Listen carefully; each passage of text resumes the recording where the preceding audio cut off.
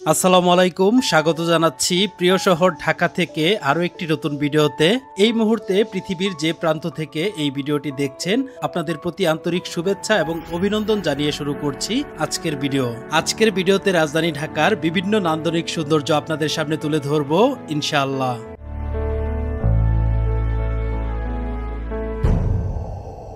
বন্ধুরা, আমরা এই মুহূর্তে আছি রাজধানী ঢাকার কাজী নজরুল ইসলাম অ্যাভিনিউ সড়কের উপরের অংশে। সামনেই হচ্ছে ব্যস্ততম কারওয়ানবাজার গুলচত্বর, যার নাম সার্ক ফোয়ারা। গুলচত্বরের উত্তর দিকে কারওয়ানবাজার মেট্রো রেল স্টেশন, পশ্চিম দিকে পান্থপথ আর পূর্ব দিকে হচ্ছে পান্থপথ তেজগাঁও লিং রোড। রাজধানীর গুলচত্বরগুলোর মধ্যে বেশ দৃষ্টিনন্দন একটি গুলচত্বর হচ্ছে এই সার্ক ফোয়ারা। সার্ক ফোয়ারা থেকে পশ্চিম দিকে চলে যাওয়া পান্থপথ ধরে কয়েক পা হাঁটলেই চোখে পড়বে দেশের অন্যতম জনপ্রিয় একটি shopping mall Bashundhara city shopping complex.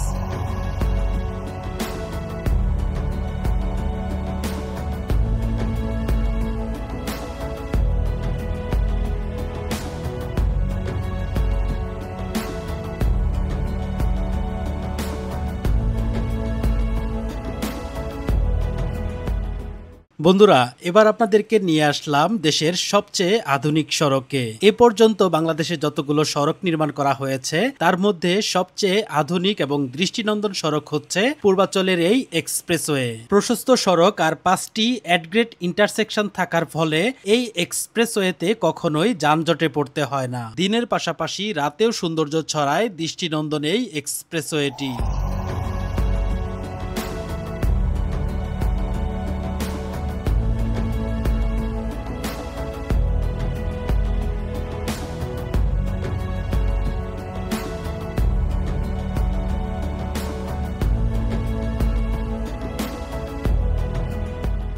এখন যে ভবনটি দেখতে পাচ্ছেন, এটি রাজধানী ঢাকার মতিঝিলে অবস্থিত দেশের সবচেয়ে উঁচু ভবন সিটি সেন্টার। বর্তমান সময়ে দেশে বেশ কিছু সুউচ্চ ভবনের কাজ চলমান রয়েছে, যেগুলোর নির্মাণ কাজ সম্পন্ন হয়ে গেলে উচ্চতার দিক থেকে এই সিটি সেন্টারকেও ছাড়িয়ে যাবে।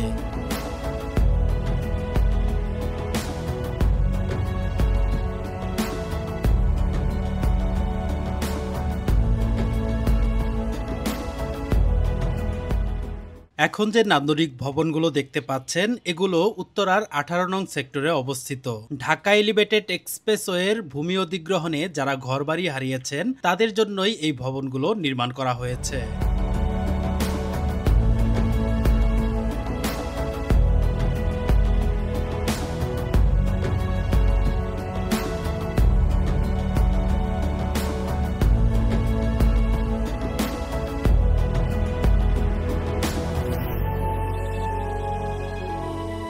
বন্ধুরা, এবার চলে আসলাম রাজধানী ঢাকার অন্যতম ব্যস্ততম একটি জায়গা গুলিস্তান মোড়ে। এই মোড়ের নিচে গুলিস্তান পাতাল মার্কেট অবস্থিত এবং এর আশেপাশেই রয়েছে জাতীয় 3 স্থাপনা, যা একটু পরে আপনারা দেখতে পাবেন।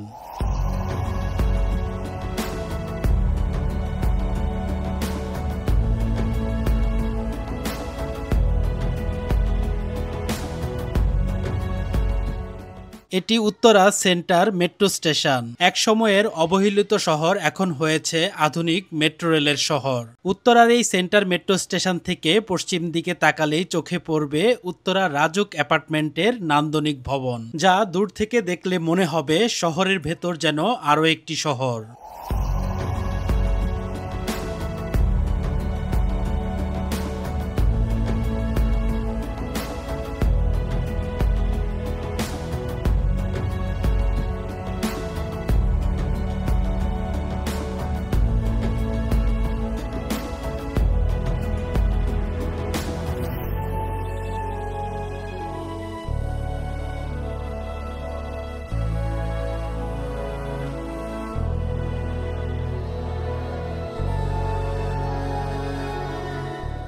বন্ধুরা, এবার চলে এসেছি রাজধানী ঢাকার সবচেয়ে গুরুত্বপূর্ণ প্রবেশদ্বার গাবতলী আমিনবাজার সেতুতে।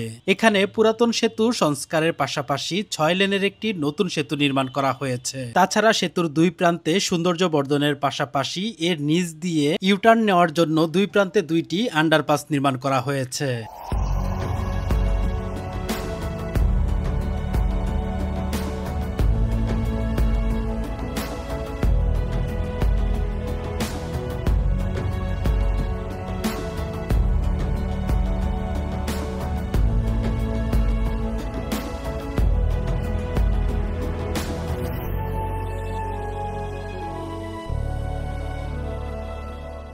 বন্ধুরা, এবার চলে এসেছি রাজধানীর আগারগাঁওয়ে। আগারগাঁওয়ে আসলে একের পর এক নান্দনিক ভবনে আপনার চোখ জুড়িয়ে যাবে।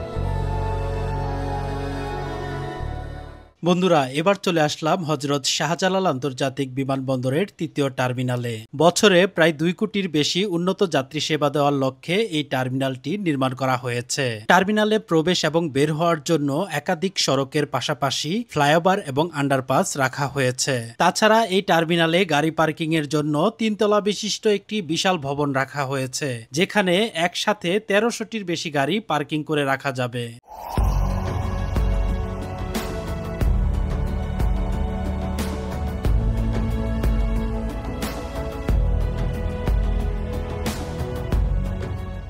তৃতীয় টার্মিনালের সামনে থেকে নির্মাণ করা হয়েছে দেশের প্রথম ঢাকা এলিভেটেড এক্সপ্রেসওয়ে, যা তৃতীয় টার্মিনাল থেকে শুরু হয়ে ঢাকা চট্টগ্রাম মহাসড়কের কুতুবখালী গিয়ে শেষ হবে।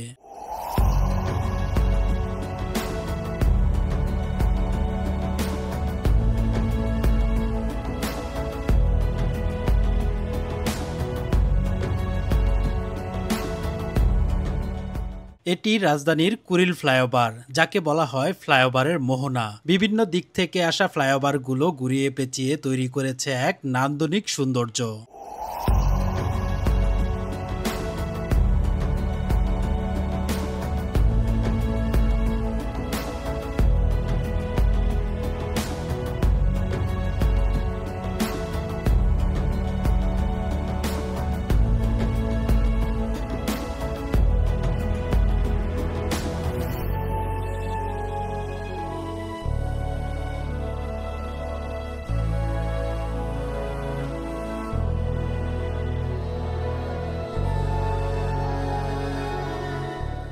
গুলিস্তানের গা ঘেঁষে দাঁড়িয়ে আছে মাওলানা ভাসানী জাতীয় হকি স্টেডিয়াম। এখানে পাশাপাশি রয়েছে জাতীয় 3 স্থাপনা। এর মধ্যে মাওলানা ভাসানী জাতীয় হকি স্টেডিয়াম, জাতীয় স্টেডিয়াম ঢাকা এবং বাইতুল মুকাররম জাতীয় মসজিদ।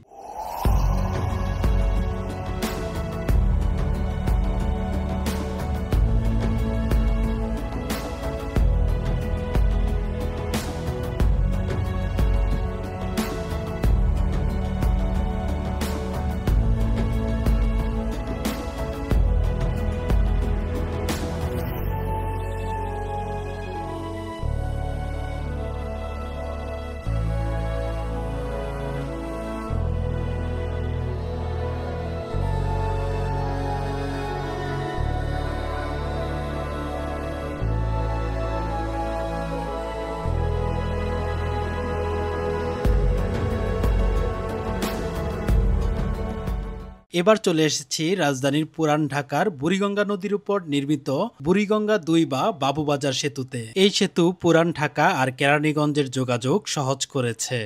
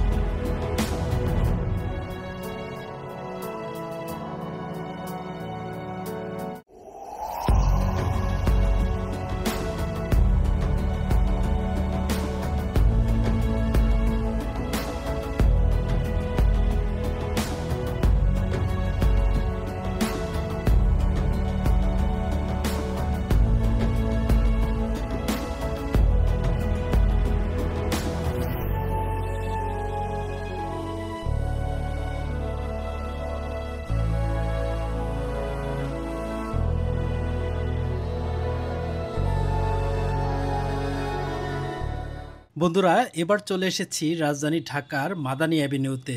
সামনে যে মসজিদটি দেখতে পাচ্ছেন, এটি বাংলাদেশের সবচেয়ে ব্যয়বহুল একটি মসজিদ এবং সবচেয়ে আধুনিক এবং ইউনিক ডিজাইনের একটি মসজিদ। যে মসজিদটির নির্মাণ ব্যয় ধরা হয়েছে 300 কোটি টাকা। এটি রাজধানী ঢাকার মাদানী অ্যাভিনিউ এর 100 ফিট সড়কের পাশে অবস্থিত। এই মসজিদের ভিতরে রয়েছে চলন্ত সিঁড়ি, গাড়ি পার্কিং এর ব্যবস্থা এবং এর পাশাপাশি এই মসজিদে একসাথে 11,000 মুসল্লি নামাজ আদায় করতে পারবে।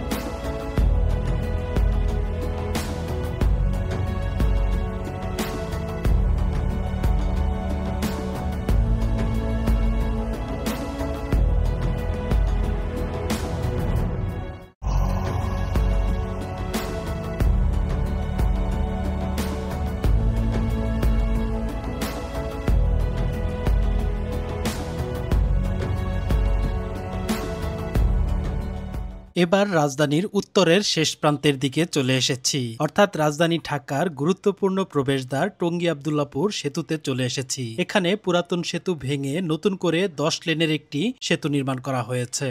তাছাড়া তুরাগ নদীতে এই সেতুর পাশেই নির্মাণ করা হয়েছে দেশের সবচাইতে বেশি লাইনের রেল সেতু, অর্থাৎ 4 লাইনের রেল সেতু, যেখানে একসাথে 4টি ট্রেন চলাচল করতে পারবে।